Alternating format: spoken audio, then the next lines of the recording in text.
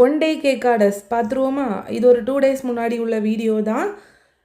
இந்த video shoot பண்ண அன்னைக்கு ஒரு 2 கேஜி ஸ்ட்ராபெரி ஃபாரஸ்ட், அப்புறம் ஒரு 1 கேஜி ஒயிட் ஃபாரஸ்ட், அப்புறம் இன்னொரு 1 கேஜி ஒயிட் ஃபாரஸ்ட்னு நினைக்கிறேன், கரெக்டாக தெரியலை.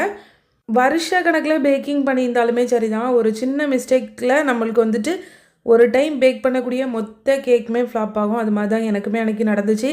டெம்பரேச்சர் வந்துட்டு ப்ளம் கேக்குக்குள்ள டெம்பரேச்சர்லேயே வச்சு இந்த கேக்குமே பேக் பண்ணிகிட்டே மறந்து போய் அந்த கேக் எல்லாமே போச்சு. அது திருப்பி தான் பேக் பண்ணி எடுத்தேன். டைம் இருந்துச்சுன்னா கூட பெருசாக தெரியாது. ஆனால் காலையில் நம்ம கேக் ரெடி பண்ணி ஈவினிங் டெலிவர் பண்ணுற மாதிரி இருந்துச்சு அப்படின்னா அந்த டைமில் இந்த மாதிரி ஆயிட்டோம்னா ரொம்ப கஷ்டமாக இருக்கும்.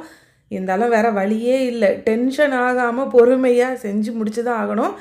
அதுக்கப்புறம் கொஞ்சம் ஃப்ரெஷ் ஃப்ளவர்ஸ் வச்சு கேக் ரெடி பண்ண வேண்டியது இருந்து இந்த கேக் தான். இது வந்து 2 கேஜி ஸ்ட்ராபெரி ஃபாரஸ்ட்டு. நம்ம வந்துட்டு கொஞ்சமாக அந்த ஜிப்சி ஃப்ளவர் வேணும் அப்படின்னு கடையில் கேட்டாலும் கொடுக்கவே மாட்டாங்க. ஒரு பேக் ஃபுல்லாக வாங்கி தான் ஆகணும். அதுக்கப்புறம் ஃப்ரெஷ் ஃப்ளவர் கேக் ஆர்டர் எப்போ வருவனே தெரியாது. அதனால் அது மீதி இருக்கிற ஃப்ளவர்ஸ் எல்லாமே வேஸ்ட்டாக தான் போகும். இது ரெண்டுமே 1 கேஜி ஒயிட் ஃபாரஸ்ட் கேக் தாங்க. இது கூடவே ஒரு பிஸ்காஃப் கேக் ஆர்டருமே இருந்துச்சு. அது நெக்ஸ்ட் வீடியோவில் பார்க்கலாம். பாய்.